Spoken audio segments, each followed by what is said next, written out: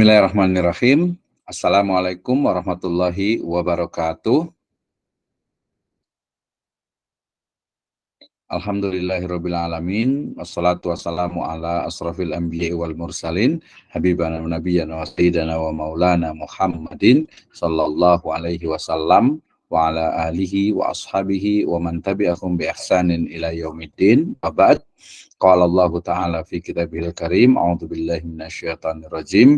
Bismillahirrahmanirrahim. Qul ya qaumi a'malu ala makanatikum inni amilun fasawfa ta'lamun. Wa qala Allahu azza wa jalla aidan, qalat ihdahuma ya abati istajir inna khayra man istajartal qawiyyul amin.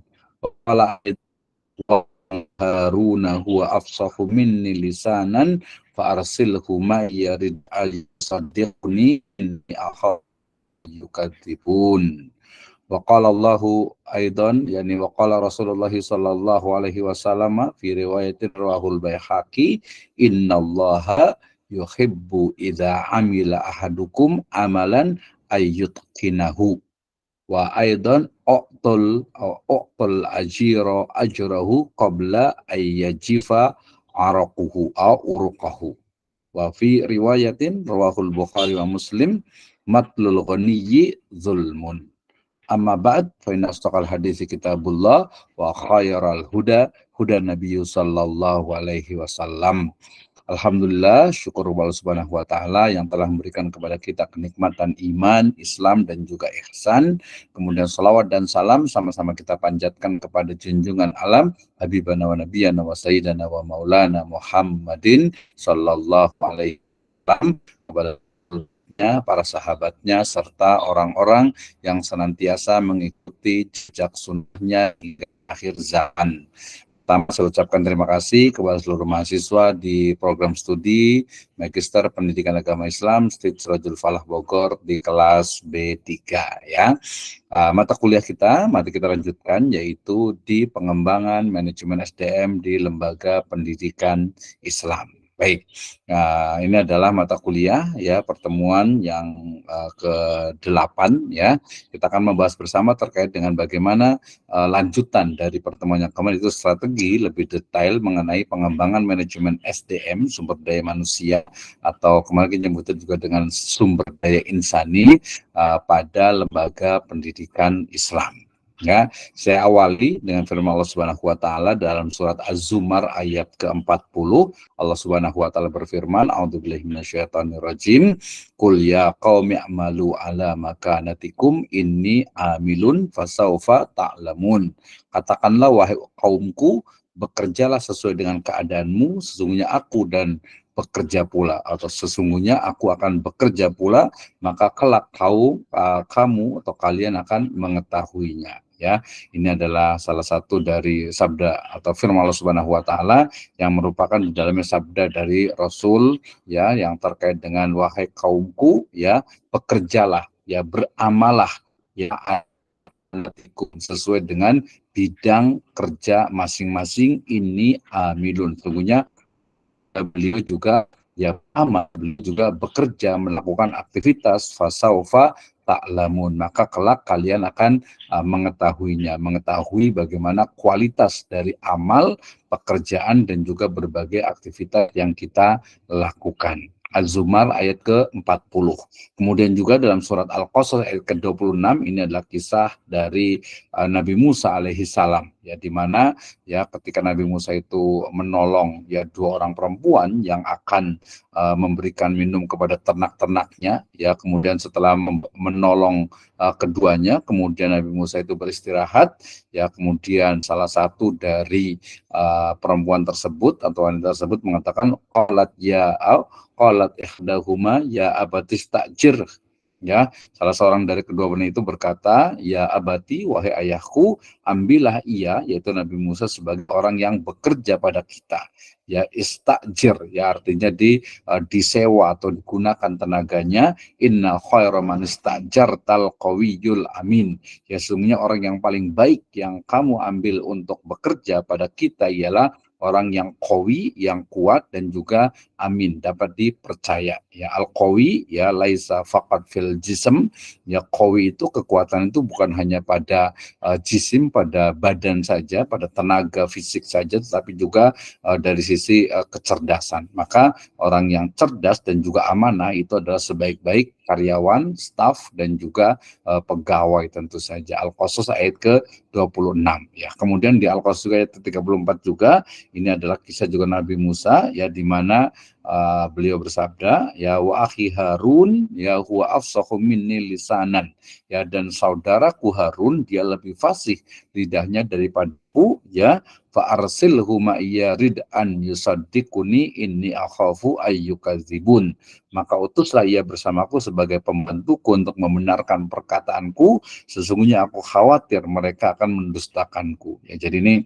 ketika Nabi Musa alaihissalam ya diperintahkan oleh Allah Subhanahu wa taala untuk berdakwah kepada Firaun, ya, maka kita ketahui bahwa Nabi Musa ini lidahnya itu tidak fasih gitu ya. Jadi dalam hal ya berbicara gitu ya, atau lobby gitu ya, menyampaikan risalah itu tidak fasih ya, karena nanti dalam satu riwayat itu beliau memakan bara api yang disediakan oleh Firaun untuk menguji apakah dia memang masih anak kecil atau sudah dewasa gitu ya, sehingga kemudian Nabi Musa itu mungkin ya semacam cadel lah gitu ya, atau tidak fasih. Maka kemudian beliau meminta kepada Allah Subhanahu wa taala, memohon kepada Allah Subhanahu wa taala untuk menjadikan Harun ya sebagai ya rekan, ya sebagai rekan, sebagai mitra, sebagai ya sesama nabi lah gitu ya, untuk berdakwah kepada Firaun dan juga kaumnya. Kenapa? Karena khawatir ya, Nabi Musa khawatir ayyukadzibun, mereka itu akan mendustakan Nabi Musa alaihi salam ya. Ayat-ayat ini dan masih banyak ayat yang lainnya sebenarnya berbicara ya secara lebih luas, yaitu terkait dengan bagaimana mengelola dari sumber daya manusia ya. Kemudian sunnah dari Nabi Shallallahu Alaihi Wasallam dalam riwayat Baihaqi, innallaha, sunnah Allah Subhanahu Wa Taala, yuhibbu, ya mencintai, idza amila ahadukum, apabila di antara atau satu di antara kalian atau di antara kalian itu beramal amalan, yang melakukan sebuah amalan, melakukan sebuah pekerjaan, melakukan sebuah aktivitas, ayyut kinahu, ya dilakukan secara itqon, artinya sempurna sesuai dengan prosedur ya, sesuai dengan SOP-nya. Kemudian juga terkait juga dengan compensation and benefit ya, dalam riwayat Ibnu Majah, oktul ajiro ajrohu, ya berikanlah gaji seorang pekerja itu qabla ayyajifa arakuhu, ya sebelum keringat itu kering ya. Kemudian terkait juga dengan hak dan kewajiban ya, ini juga ada dalam riwayat Bukhari dan Muslim, matlul ghaniyyi zulmun, ya menunda penunaian kewajiban bagi yang mampu termasuk kezaliman. Ya misalnya seorang pengusaha yang itu menahan gaji daripada karyawannya, ya ini adalah termasuk kezaliman. Ya termasuk kezaliman. Kenapa? Karena dia sebenarnya mampu. Ya beda nanti kalau memang tidak mampu. Ya demikian juga, ini juga sama juga, matul ghaniyyu zulmun, ini juga disamakan dengan seseorang yang punya utang, kemudian dia mampu untuk membayar utang, tetapi dia tidak mau ya menunda-nunda pembayarannya. Nah, ya jadi nanti ini muncul juga tentang bolehnya untuk memberikan iqab ya, atau iwad ya, takwid kepada orang yang tidak yang menunda-nunda pembayaran utang. Nah, ya, tapi konteksnya di sini sebenarnya lebih kepada industrial relation dalam konteks sumber daya manajemen, sumber daya manusia atau manajemen. Baik. Nah, ketika kita bicara tentang manusia syariah, saya langsung ya, ini kebetulan dari buku kami ya, di buku HRD Syariah yang bahas bagaimana sebenarnya manajemen ataupun pengelolaan sumber daya insani atau sumber daya manusia based from syariah values ya. Nah, kita lihat ya, bahwa kita pahami yang namanya manajemen SDM ya, tentu saja yang berbasis syariah itu dilandasi oleh nilai-nilai tauhid, itu yang pertama ya. Nah, tauhid ini kemudian memunculkan Islamic corporate culture ya, jadi budaya organisasi yang Islami. Ya, bagaimana budaya kerja, ya budaya perusahaan, corporate culture itu didasarkan juga kepada nilai-nilai Islam. Nah, kemudian ada 5 pilar di sini ya terkait dengan bagaimana sebenarnya manajemen SDM itu berjalan ya. Seperti dulu pernah saya sampaikan bahwa ada banyak teori tentang manajemen SDM. Ya, saya ambil yang simpel saja, ada 5 ya kegiatan utama atau aktivitas utama dalam mengelola sumber manusia ya. Yang pertama adalah recruitment and selection, kemudian yang kedua adalah learning and development, yang ketiga adalah performance evaluation, kemudian ada compensation and benefit, dan ada industrial relation ya. Sebenarnya nanti ada talent management, kemudian juga ada leadership gitu ya. Nah, itu sebenarnya bagian juga dari manajemen SDM. Nah, dari 5 pilar dalam manajemen SDM inilah kemudian di sana ada ukhuwah Islamiyah atau brotherhood ya, Islamic brotherhood. Kemudian tujuannya itu apa? Untuk menjadi insan yang tangguh ya, yang militan. Dalam konteks ini adalah memiliki loyalitas yang tinggi terhadap lembaga ataupun perusahaan ya. Di sini kita menyebutnya wa ibadur rahman ya, hamba dari Allah Subhanahu wa taala sebagai Ar-Rahman. Nah, tentu saja di balik atau di atas dari manajemen SDM itu ada property leadership atau kepemimpinan juga yang didasarkan ya. Nah, tujuannya tentu saja corporate goals-nya itu adalah falah ya fidunya wal. Ini adalah konteks dari manajemen SDM syariah. Nah, ruang lingkupnya seperti apa? Nah, ini. Jadi, saya tadi merujuk kepada teori terkait dengan manajemen SDM syariah. Jadi, dalam mengelola ya manajemen ya pengelolaan atau manajemen SDM sumber daya manusia ya di sana mulai dari ada rekrutmen ya, kemudian juga ada selection-nya, kemudian learning and development-nya, kemudian ada career development, ya kemudian compensation and benefit, ya kemudian performance evaluation, ya ini pengukuran kinerja, ya kemudian juga industrial relation, ya termasuk kepada tadi yang saya sebut dengan apa Islamic leadership, ya. Jadi kalau untuk mengelola SDM ya sebenarnya mudah ya. Ini ada Pak Abu Afan ya, Pak Diman ya yang sudah terbiasa nih bagaimana pola rekrutmennya ya. Mungkin kalau dalam perspektif syariah itu adalah kita lihat dari sisi syariah komitmennya, kemudian ya berlaku lurus ya, soleh lah gitu ya. Kemudian dari sisi selectionnya ada and job, kemudian juga ada seleksi dari sisi amanahnya, profesionalnya, ya termasuk juga dari nanti dari sisi seleksi biasanya syariah selectionnya, ya mulai dilihat dari sisi baca Al-Qur'annya, ya kemudian juga dari sisi pengetahuan-pengetahuan tentang keislaman perlu tidak, ya perlu lah, nanti kita bisa diskusi ya.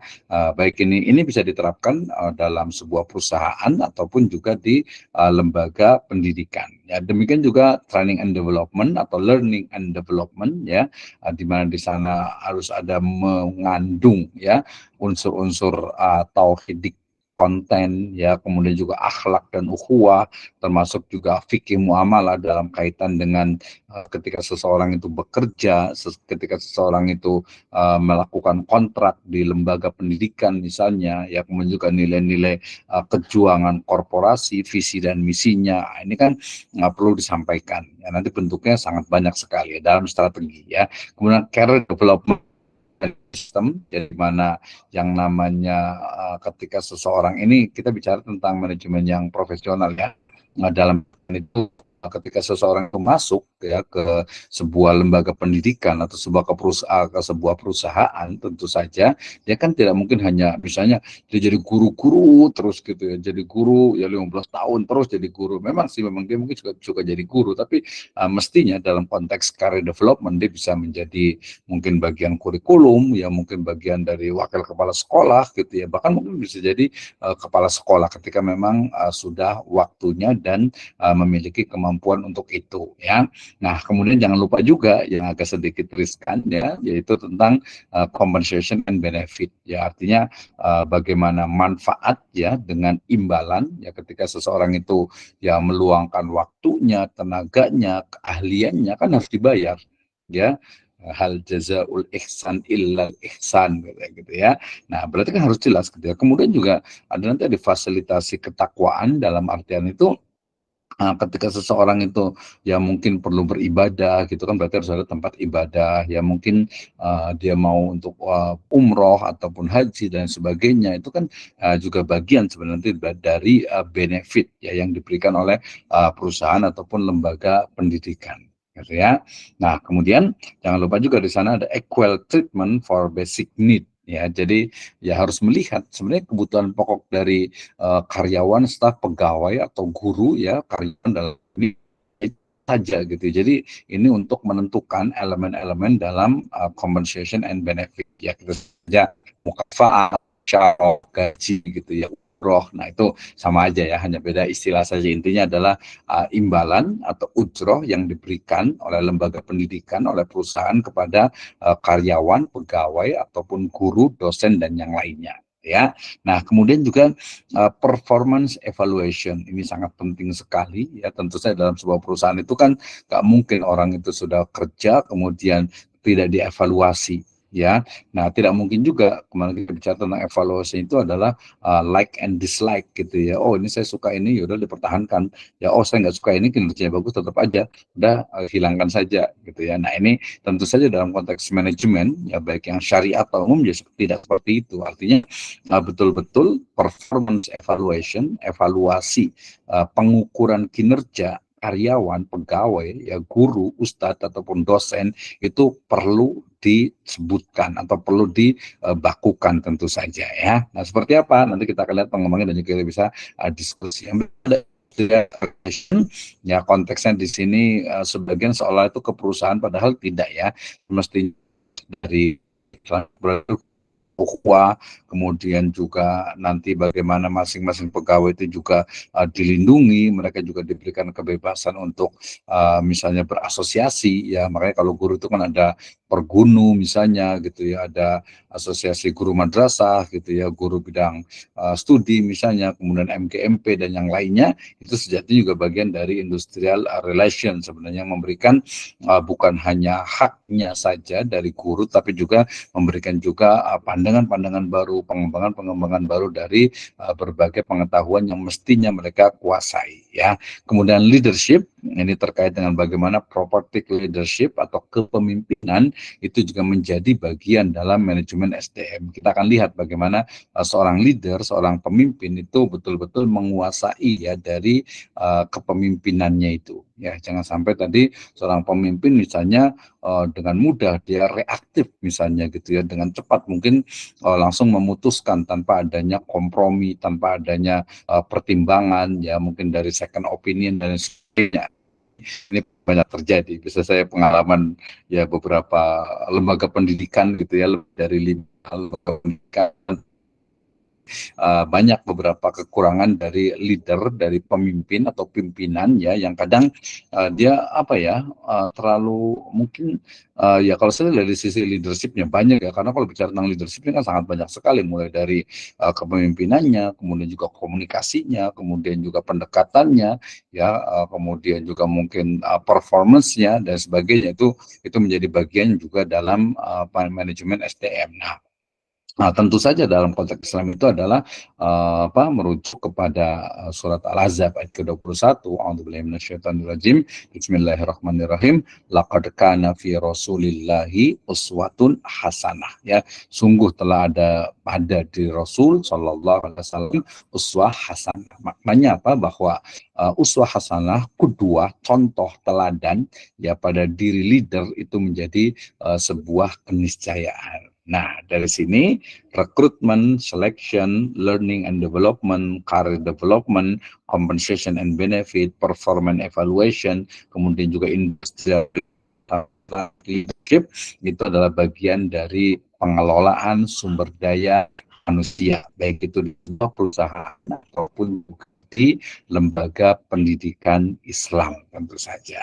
Nah, ketika bicara tentang manajemen SDM, ya tadi sudah kita awali. Ya yang paling penting tentu saja ya, jadi mata kuliah ini sekali lagi saya selalu sampaikan bahwa mata kuliah ini adalah mata kuliah yang memang untuk leader ya.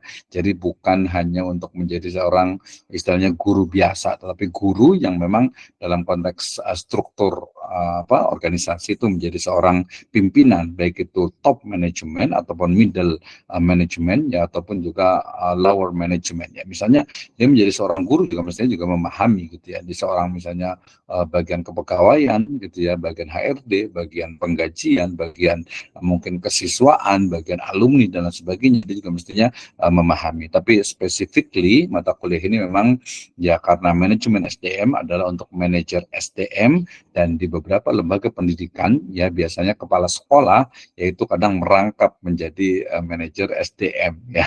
Biasa langsung demikian juga, kadang nanti dari yayasan juga kadang berkontribusi juga gitu ya. Tapi ini sangat fleksibel, kita bicara tentang teorinya dulu. Baik, Ibu Bapak sekalian, teman-teman semuanya, jadi ketika bicara tentu saja hal pertama yang harus diperhatikan itu adalah terkait dengan perencanaan SDM.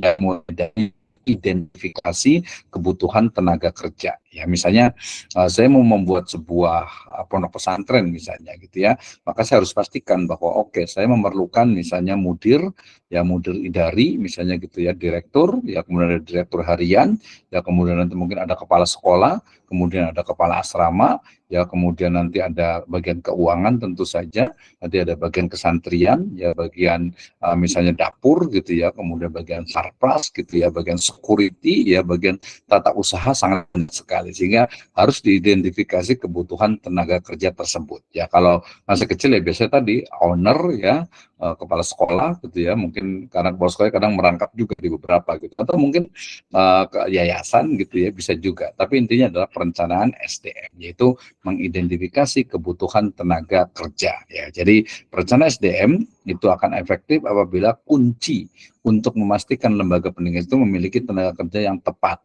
ya. Dalam konteks ini biasanya the right man on the right place gitu ya. Nah, ini biasanya meliputi misalnya analisis kebutuhan, kemudian juga proyeksi pertumbuhan, kemudian juga pemetaan kompetensi ya yang diperlukan, ini penting sekali ya. Jadi proyeksi pertumbuhan itu ada visi, misalnya tadi mulai dari sekolah pesantren misalnya, oke pesantren saya mungkin hanya di SD saja, MI saja misalnya. Kemudian tahun berikutnya ya mungkin dalam 3-4 tahun ke depan itu menjadi misalnya membuka MTS ya, 3 tahun ke depan lagi sudah lulus siswa dari MTS SMP, kemudian akan mendirikan SMA atau ahli SMK. Proyeksi pertumbuhan itu harus dibarengi juga dengan perencanaan SDM yang matang. Nah, pemetaan kompetensi ini juga menjadi penting ya, nanti dalam pola recruitment and selection itu akan melihat bagaimana sebenarnya kompetensi itu menjadi hal yang sangat penting ya, walaupun nanti kadang dalam prakteknya ya tadi misalnya mohon maaf, misalnya alumni SPD misalnya gitu ya, alumni Tarbiyah PAI misalnya mengajar komputer misalnya, atau mungkin mengajar juga olahraga gitu ya, mengajar bahasa Inggris gitu ya, dan sebagainya gitu. Itu ini ya menjadi sebuah fenomena gitu ya. Nah, apakah ini ideal atau tidak? Nah, kita bisa diskusi ya. Oke, kemudian kita pahami bahwa lembaga ya, dalam lembaga pendidikan itu dalam proses atau dalam step ya, tahapan perencanaan itu dapat mempersiapkan SDM yang berkualitas ya untuk dukung di visi misi dari lembaga tersebut ya. Jadi saya bicara lembaga itu lembaga bisnis ataupun lembaga pendidikan. Nah, secara spesifik kita bicara tentang lembaga pendidikan. Nah, untuk mendukung dari visi misi lembaga pendidikan agama Islam tentu saja, yang pertama itu kita harus menganalisis kebutuhan tenaga kerja berdasarkan rencana strategis lembaga ya. Tentu dalam sebuah organisasi ya, di sekolahan, di perguruan tinggi juga sama ya, itu selalu ada misalnya RIP ya, rencana induk misalnya pengembangan. Kemudian nanti ada Renstra ya, rencana strategis ya. Kemudian juga ada rencana misalnya operasional, renov gitu ya. Kemudian nanti ada program kerja tahunan Dari situ nanti munculkan banyak sekali lah ya pedoman-pedoman yang harus dijadikan atau yang menjadi dasar bagi pelaksanaan pengelolaan lembaga pendidikan tersebut. Ya, kemudian yang kedua melakukan proyeksi pertumbuhan dan perubahan komposisi SDM di masa mendatang, biasa nanti terkait dengan talent management dan juga penempatan ya, dan juga penerimaan dari lembaga atau lembaga ya, dari misalnya pegawai, karyawan, staf, guru, ustadz dan lain sebagainya. Kemudian memetakan kompetensi inti yang dibutuhkan untuk mendukung pengembangan lembaga. Jelas sekali ya, misalnya lembaga ternyata ingin mandiri gitu ya, sehingga kemudian memerlukan seorang yang bidang development misalnya gitu ya. Nah, berarti dia harus meng-hire tuh, harus mencari orang ya yang memang dia pakar ya, minimal ahli menguasai dari business development. Kenapa? Karena untuk menopang dari keuangan lembaga pendidikan tersebut. Ya, ini sudah cukup banyak nih ya, baik itu pesantren ataupun lembaga pendidikan. Bahkan lembaga pendidikan misalnya yang dia hanya mengandalkan dari uang pembayaran siswa atau santri ini, ya tentu saja biasanya agak-agak pas-pasan. Tapi kalau dia punya modal, ya dia bisa mengembangkan usahanya kan lebih bagus sekali. Oke, ini adalah tahap dari perencanaan SDM. Berikutnya, ya kalau sudah diketahui rencananya ini, maka langkah berikutnya dalam manajemen SDM itu adalah rekrutmen and selection, rekrutmen dan seleksi. Tujuannya apa? Untuk mendapatkan talenta terbaik. Jadi ini kita bicara tentang profesional ya. Jadi ketika kita merekrut, menyeleksi gitu ya, otomatis kan kita cari yang memang yang ideal, yang sesuai dengan kebutuhan dari ya istilahnya itu pekerjaannya akan dilakukan gitu ya. Jadi ketika kita membutuhkan guru bahasa Inggris nih gitu ya, otomatis sarjana pendidikan bahasa Inggris misalnya ya, sarjana sastra Inggris masih masih oke lah, bisa lah gitu ya. Tapi kalau ini gitu ya, sarjana fisika gitu ya, suruh ngajar bahasa Inggris, agak berat juga nih ya. Kalau sarjana pendidikan agama Islam mungkin ya masih ada di dunia pendidikan lah ya, masih mending, kita tinggal dia kemampuannya memang bahasa Inggrisnya bagus atau tidak. Nah, tujuannya apa? Rekrutmen dan selection ini yaitu untuk memastikan keberhasilan lembaga pendidikan Islam, maka proses rekrutmen dan seleksi harus dirancang dengan cermat ya. Ini tujuannya adalah untuk menjaring, untuk mendapatkan kandidat-kandidat yang tidak hanya kompeten secara profesional tetapi tentu saja memiliki integritas yang sejalan dengan Islamic values ya, karena kita bicara tentang lembaga pendidikan agama Islam. Nah, untuk melakukan rekrutmen dan seleksi ini, maka yang pertama itu pastikan mengidentifikasi kebutuhan posisi yang kosong berdasarkan perencanaan SDM. Ya, kita memerlukan apa nih? Oh, tata usaha. Oh, kita memerlukan keuangan. Oh, kita memerlukan akuntan. Oh, kita memerlukan kepala sekolah. Oh, kita memerlukan misalnya kelas bagian kurikulum atau mungkin guru olahraga atau guru bahasa Sunda misalnya gitu. Jadi pastikan dulu ya itu.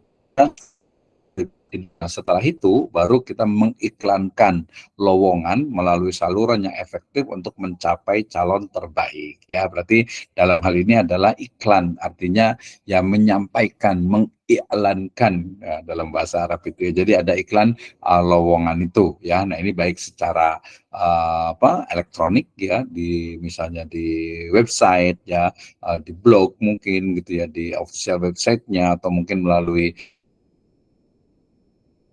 tersebut gitu ya. Atau mungkin bisa juga dari karyawan yang ada, dari guru yang ada, dari pegawai yang ada, dari mulut ke telinga biasanya itu ya. Oh iya ada lowongan di sini. Nah, itu juga boleh juga, tapi intinya adalah menyampaikan, mengumumkan bahwa ada ya, bahwa ada di sana itu istilahnya itu lowongan kerja gitu ya. Nah, terkait dengan iklan di sini sebenarnya menarik nih ya. Kenapa? Karena kalau kita detailkan itu kita perlu lebih betul-betul betul-betul teliti. Kenapa? Misalnya banyak nih kalau biasanya lowongan di dunia pendidikan biasanya dicari gitu ya.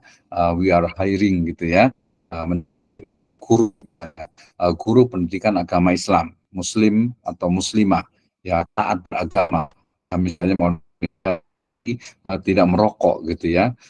Perempuan misalnya pakai hijab syar'i misalnya gitu ya. Nah, itu adalah bagian dari bahasa iklan lowongan gitu ya. Jadi memang jelas. Jadi ketika orang itu melamar gitu ya, nggak ini lagi, kita nggak terlalu sulit lagi dalam menyeleksi. Oh iya, yang kita cari, mohon maaf, misalnya memang karena guru PAI, misalnya karena lembaga pendidikan agama Islam, ya udah Muslim gitu ya, atau Muslimah gitu ya. Nah, gimana kalau non Muslim ya? Kalau di lowongan jelas Muslim atau Muslimah, otomatis kan dia ya pasti kalau orang yang non Muslim tidak akan ngambil di situ gitu ya. Nah, kemudian juga mungkin kalau misalnya di situ pilih misalnya tadi hijab syar'i misalnya, atau mungkin mohon maaf tadi misalnya tidak merokok misalnya gitu. Nah, mungkin orang yang merokok juga akan berpikir gitu, wah saya ngerokok gitu ya, gimana nih? Gitu ya. Itu sebenarnya pilihan gitu ya. Jadi termasuk mungkin warga lokal di situ dan lain sebagainya, itu tergantung kepada konten dari konten di lowongan kerjanya itu. Ya, kemudian selanjutnya melakukan seleksi secara komprehensif, mencapai kompetensi ya, kemampuannya. Ini apa nih, guru bahasa Inggris berarti kan dia harus mampu untuk mengajarkan bahasa Inggris, kemudian interview, wawancara ya. Mungkin kalau kompetensi itu pertama boleh dilihat dari dokumen ya. Nah, dari dokumen, kemudian juga mungkin dari ya ijazahnya gitu kan kelihatan tuh. Kemudian interview, wawancara, otomatis ya kalau dia guru bahasa Inggris atau guru fisika, guru biologi, wali kelas, atau mungkin calon kepala sekolah gitu ya, otomatis kan ada standar-standarnya, dan juga penelusuran latar belakang. Kalau zaman sekarang sangat mudah sekali ya, penelusuran latar belakang itu bisa dengan menggunakan sosial media ya.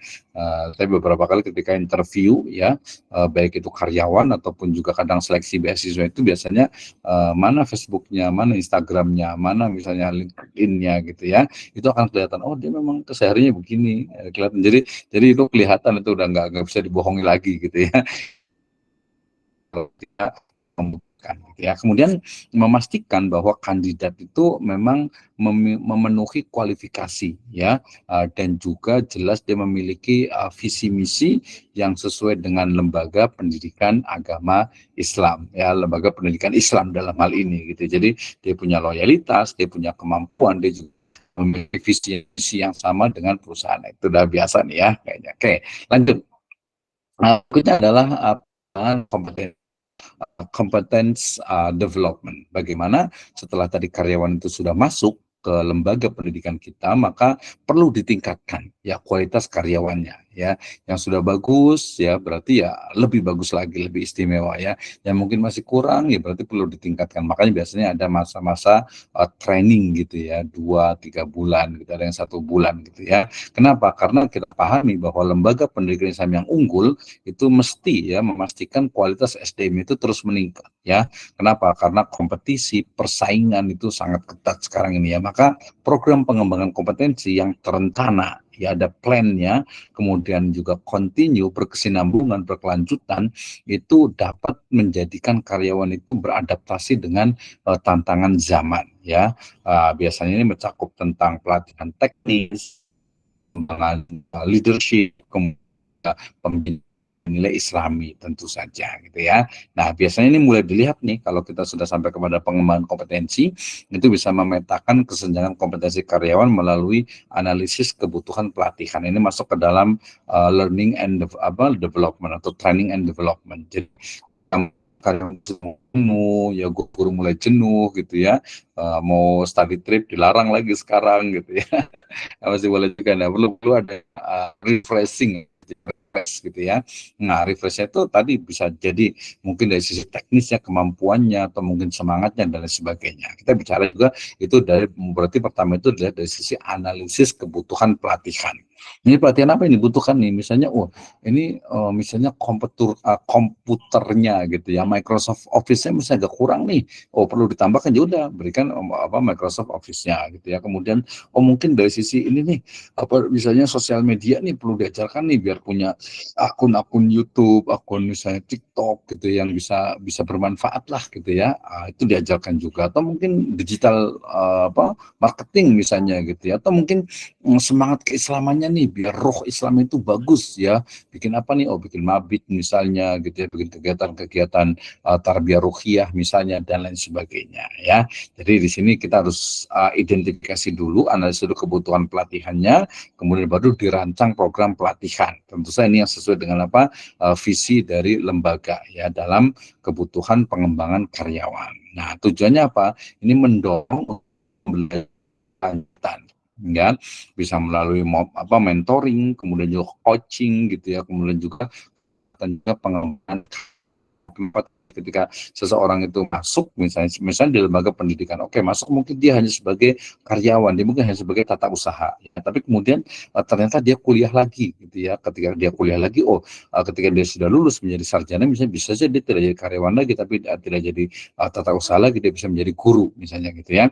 Nah, ketika sudah jadi guru, kemudian dalam jangka waktu 5 tahun, udah profesional nih, mungkin bisa jadi ikut misalnya sertifikasi guru gitu. Kemudian, dia bisa ini kan menjadi bagian kesiswaan misalnya, atau bagian kurikulum misalnya. Mungkin ini diprediksi bisa menjadi wakil kepala sekolah atau kepala sekolah bahkan gitu. Jadi ada jenjang karirnya yang cukup jelas gitu ya, dan itu melalui training and development. Oke.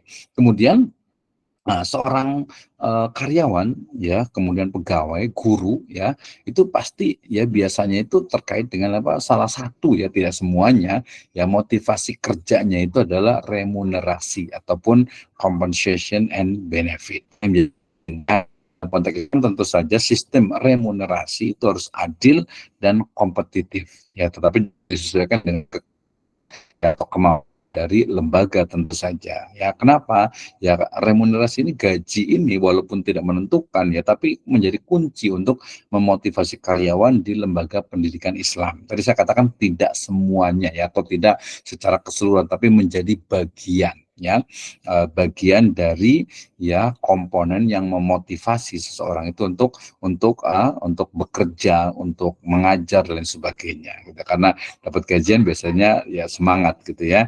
Nah, remunerasi yang sesuai dengan kinerja dan kompetensi karyawan ini dapat mendorong mereka untuk terus berprestasi, memiliki loyalitas terhadap organisasi. Saya rasa ini jelas sekali gitu ya. Tetapi memang berita yang cukup memprihatinkan ya, kemarin juga katanya dosen misalnya gitu ya, mayoritas dosen di Indonesia itu gajinya di bawah 3 juta gitu ya. Ini berita baru. Juga rata-rata yang namanya guru gitu ya, TU, pokoknya yang bekerja, beraktivitas yang di lembaga pendidikan itu ya biasanya memang gajinya itu tidak besar gitu ya. Nah, sebenarnya ini harusnya itu bisa dilakukan dengan pola pengembangan Islamic Compensation and Benefit. Caranya mulai dari menetapkan skala gaji dan juga tunjangan. Jadi secara profesional gaji pun, rank struktur dari gaji yaitu juga sebenarnya sudah sangat jelas. Ketika S1 misalnya gaji pokoknya berapa, S2 gaji pokoknya berapa, kemudian itu ada tunjangan keluarganya, mungkin ada tunjangan pendidikan gitu ya, mungkin ada uang makan, kalau di pesantren itu kadang dapat beras gitu ya, kadang juga dapat fasilitas untuk rumah, untuk dirinya, keluarganya gitu ya. Nah, itu adalah bagian dari juga sebenarnya compensation and benefit. Ya, artinya apa?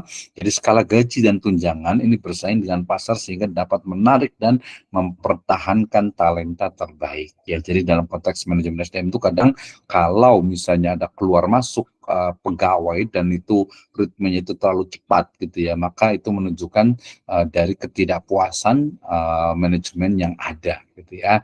Sehingga kalau misalnya polahan ya, ini banyak kali keluar masuk, ini berarti ada yang perlu diperbaiki nih manajemen atau pengelolaan ya. Jadi salah satunya itu adalah benefitnya ya, conversationnya ya, mungkin ujrohnya, bisyarohnya, mungkin yang melihat yang lainnya, lihat ini yang lain agak lebih besar nih, pindah ke sini gitu ya.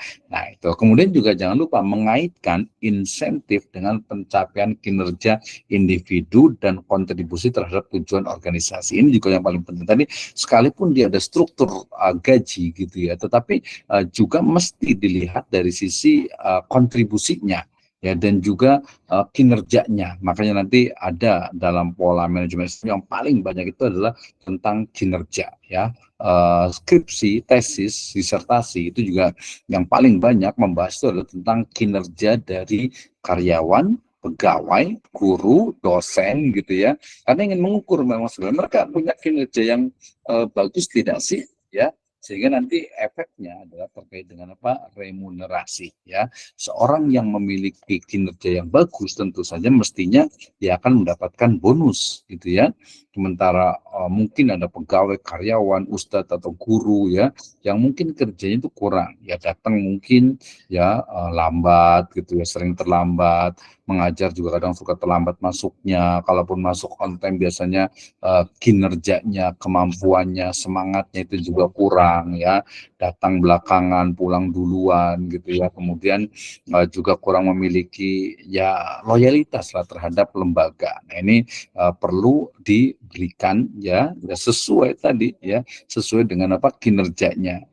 Jahal jazaul ihsan illal ihsan, ya apakah perbuatan baik ataupun kebaikan itu akan dibalas dengan kebaikan? Ya tentu saja ya. Jadi ketika orang yang rajin tentu saja mestinya berbeda dengan orang yang malas-malasan. Ya orang yang memiliki loyalitas tinggi tentu saja berbeda dengan orang yang mungkin memiliki loyalitas nanti bisa dalam bentuk memberikan tunjangan kesehatan, ya asuransi misalnya, kemudian juga kesejahteraan, juga keluarga atau tunjangan keluarga. Ini bagian dari remunerasi. Jadi tidak asal dia ngajar di sini gajinya sekian sudah gitu ya, tidak hanya seperti itu, tapi ada bagaimana agar remunerasi ini juga menjadi motivasi bagi karyawan, bagi guru, bagi ustadz, bagi dosen gitu ya, untuk bisa meningkatkan kinerjanya.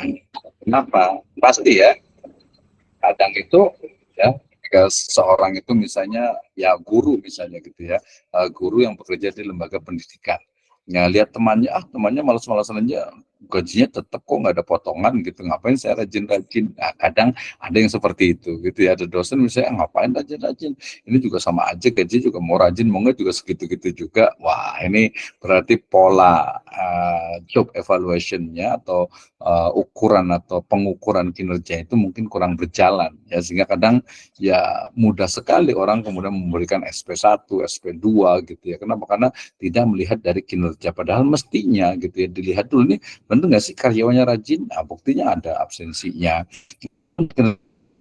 Survei kalau di guru atau dosen itu biasanya ada evaluasi guru atau dosen oleh karyawan, oleh mahasiswa, oleh siswa gitu, oleh mungkin teman sejawat gitu ya, oleh atasan. Itu bagian dari cara mengukur kinerja. Saya yakin nanti kita bisa diskusi ya. Biasanya kalau dalam pengembangannya itu bukan hanya dari sisi kinerja yang sifatnya itu kerja, tetapi juga bagaimana seseorang itu memiliki nilai-nilai keislaman yang bisa dipraktekkan. Kenapa? Karena akan berimplikasi kepada kinerjanya. Oh ini kayaknya rajin puasa Senin Kemis nih kayaknya nih. Tapi walaupun puasa Senin Kemis dia kerja nggak lemes kok, semangat gitu ya. Oh ini kayaknya orang itu Masya Allah nih akidahnya bagus nih, semangat keislamannya nih, sama temannya juga bagus, kinerjanya juga bagus juga. Nanti ada penelitian berarti jadi pengaruh ya, misalnya puasa Senin Kemis, kemudian juga keberagamaan terhadap kinerja guru atau dosen. Nah, bisa dilihat ya.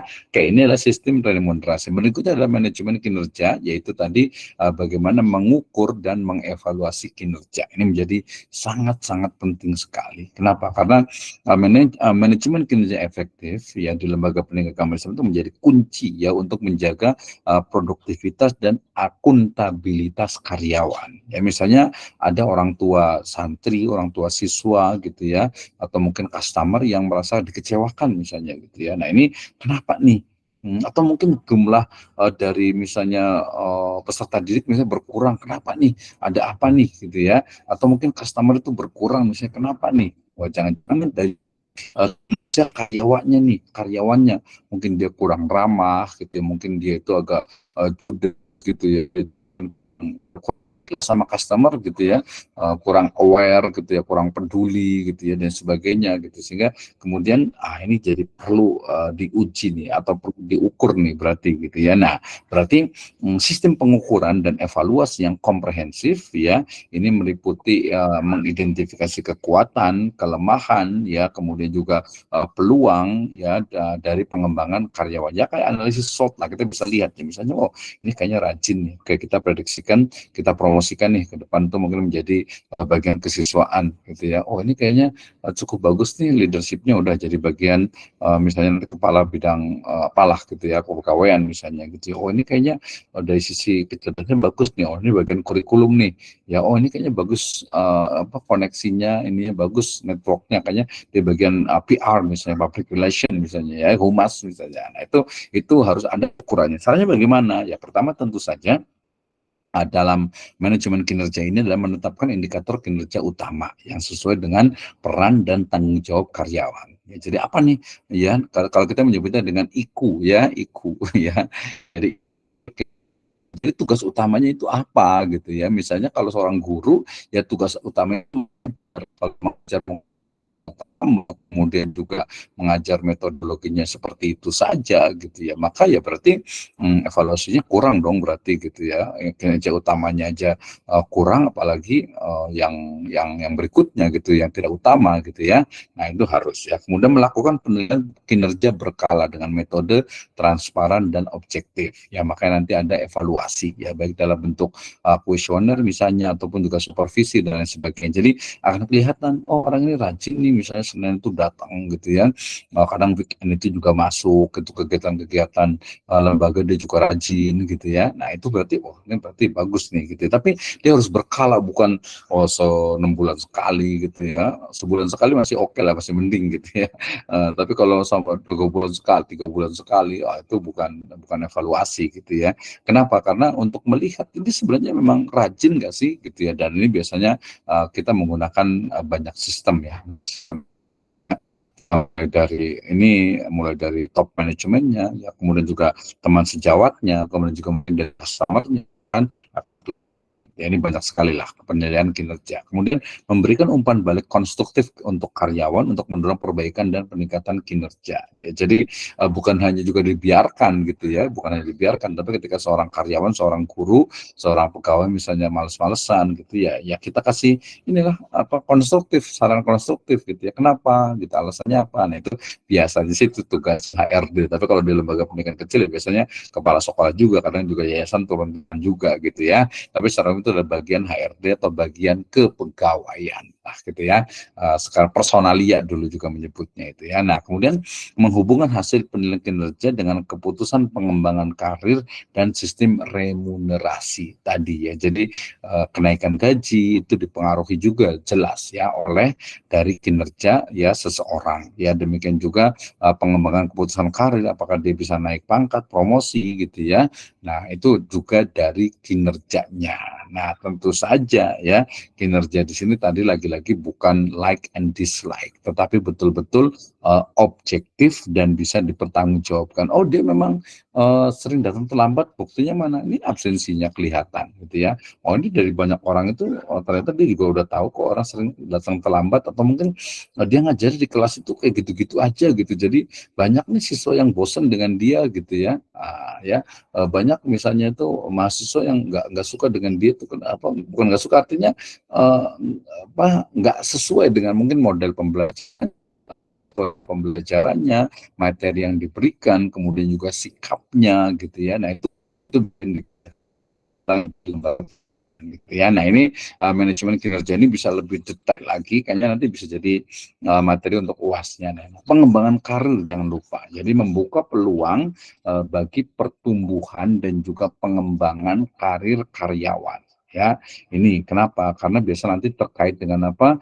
Dengan bagaimana seorang karyawan, seorang pegawai, seorang guru, seorang ustadz, seorang dosen, ya dia nggak di situ terus gitu ya, nggak di situ, tapi dia jelas ada siklus, ada dinamika, ada rotasi lah gitu ya, agar kualitas dari lembaga pendidikan itu dia bisa berkompetisi dengan lembaga pendidikan yang lainnya. Nah, untuk itu biasanya kan terjadi selalunya adalah program suksesi ya, artinya ya tong estafet kepemimpinan gitu, nggak mungkin ya orang itu jadi kepala sekolah terus, jadi wakil kepala sekolah siswaan terus, nggak mungkin, pasti kan jangka waktunya ya, kayak presiden aja kan 2 periode gitu ya, rektor juga ada periode, kadang kepala sekolah juga 2 periode ya, kalau ada kepala sekolah, ketua atau mungkin apa mungkin terus itu mungkin ada pengecualian lah, mungkin biasanya itu apa ya mungkin ya family atau apalah gitu. Tapi secara umum adalah rotasi suksesi itu sudah pasti gitu ya. Jadi membangun program suksesi untuk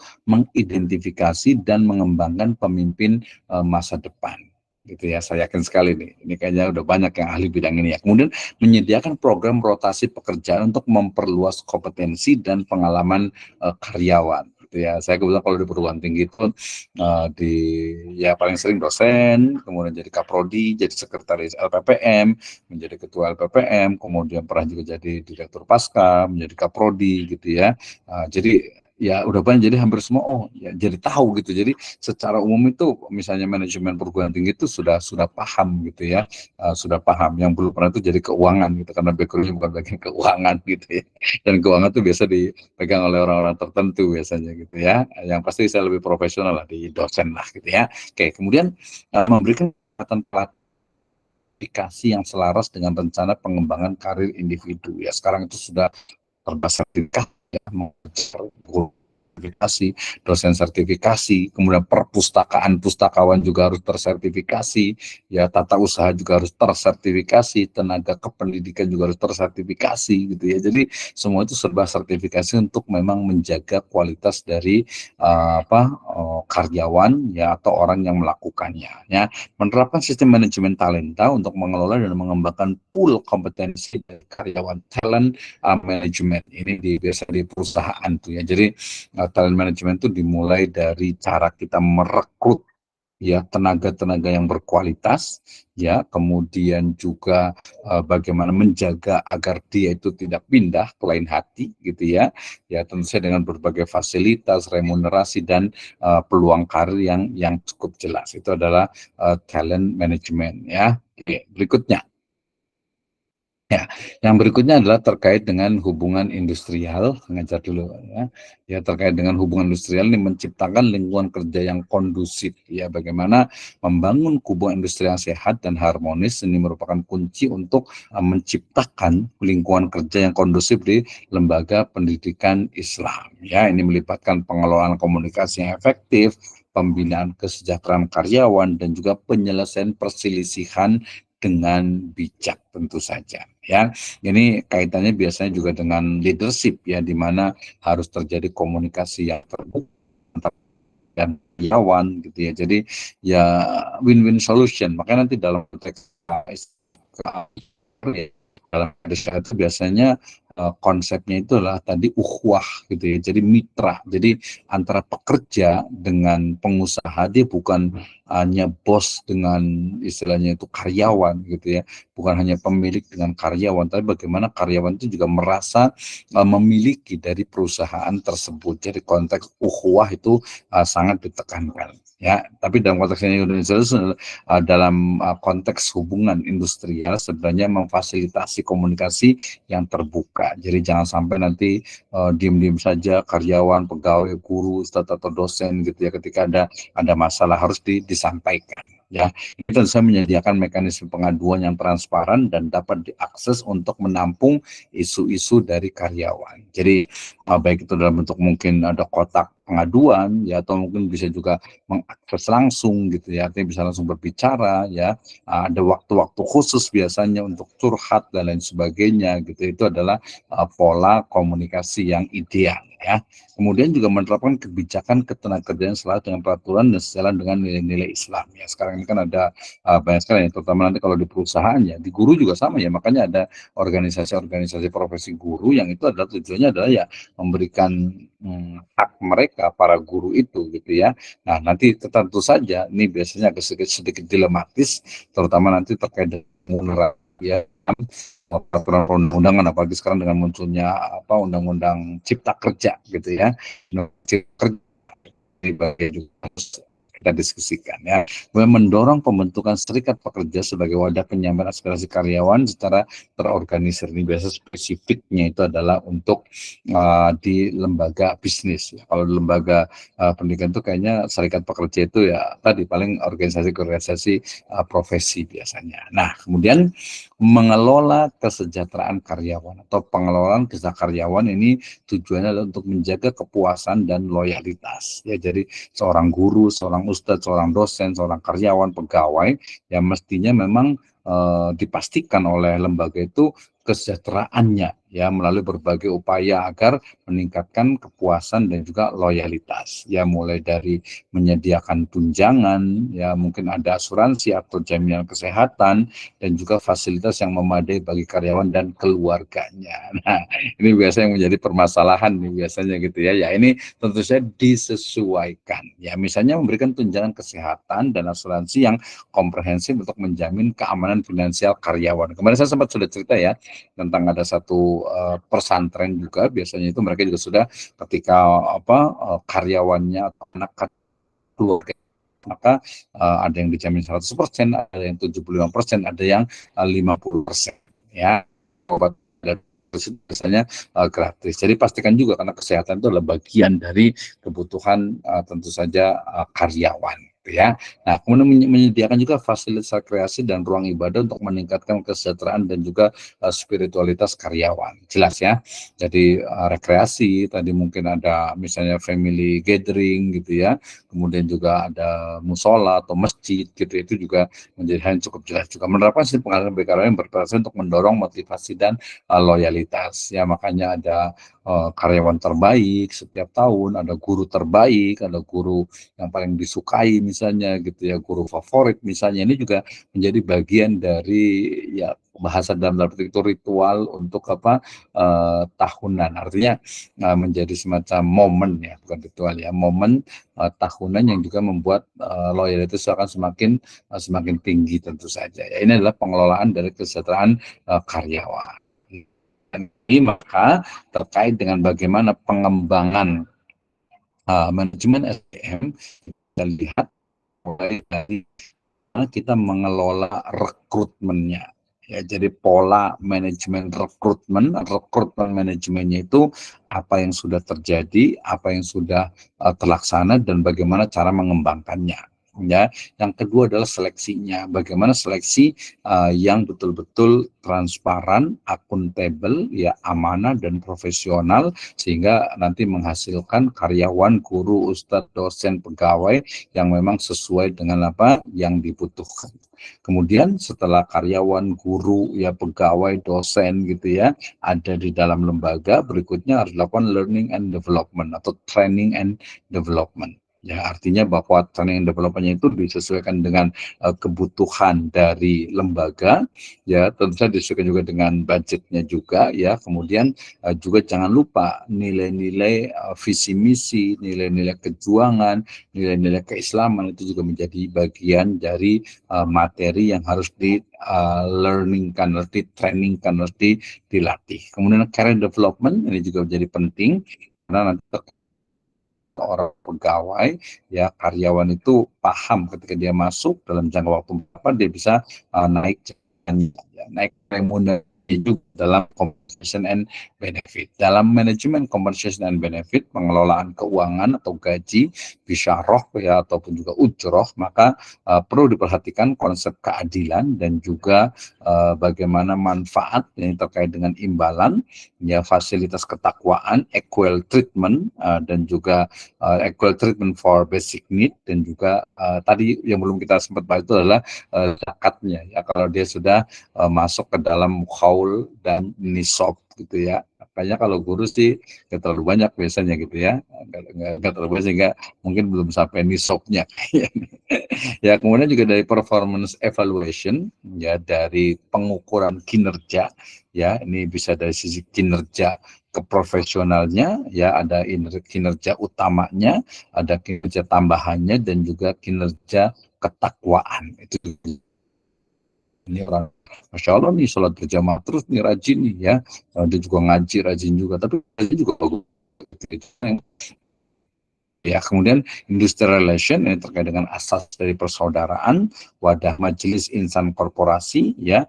Nah, salah satu nanti dalam industrial relation itu juga sebenarnya ada konsep amar ma'ruf nahi mungkar sebenarnya gitu ya. Ya, sebuah kemungkaran ketika seorang pegawai memakai fasilitas pribadi misalnya, itu kemungkaran gitu ya. Sebuah kemungkaran ketika seseorang itu misalnya mengambil barang-barang milik perusahaan misalnya gitu kan, milik lembaga misalnya, kan nggak boleh gitu ya. Nah, mengajak yang ma'ruf berarti ya, mengajak untuk orang itu masuk kerja secara on time, mengajar sesuai dengan secara profesional, itu adalah amar ma'ruf tentu saja. Nah, kemudian leadership ini terkait dengan manajer, bagaimana prophetic leadership sebagai kudua, sebagai uswah, sebagai contoh suri tauladan, ini menjadi bagian yang perlu dikembangkan dalam konsep manajemen SDM tentu saja ya. Recruitment and selection, learning and development, performance evaluation, compensation and benefit, dan juga industrial relation, yang tujuan dari corporate goal-nya, institution goal-nya itu adalah falah, ya, kesejahteraan, kesuksesan di dunia, fit dunia, wal akhirah, dan juga di akhirat.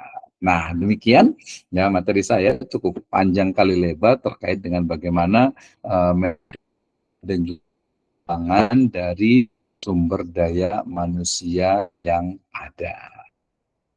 Bapak sekalian yang sudah ya ini terima kasih untuk Ustadz Afrizal Tamami, Ustadz Ian Sofyan, Ustadz Nazik Ridai, kemudian juga ada Ustadz Andri Abilal ya, ada Ustadz Khairul Ikhwan, ada Ibu Hidayah, kemudian Dimas, Pak Gunawan, terima